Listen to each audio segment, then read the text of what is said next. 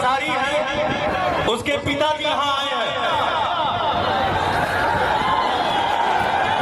तनी ध्यान से सुन लो जा, जिसके लिए किया, जिसके लिए खड़ा हुआ, वो लोग बोली बोलता, ये तो बिहारी पवन खेसारी।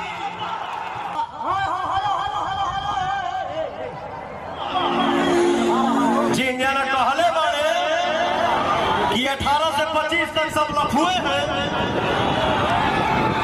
ये इस बार 2024 में इस चुनावी मैदान में और इस चुनावी सफर में 1 जून को आपको दिखाना है कि नौजवान हमारे लफुए हैं या नौजवान हमारे देश की शक्ति है। हमारे भाई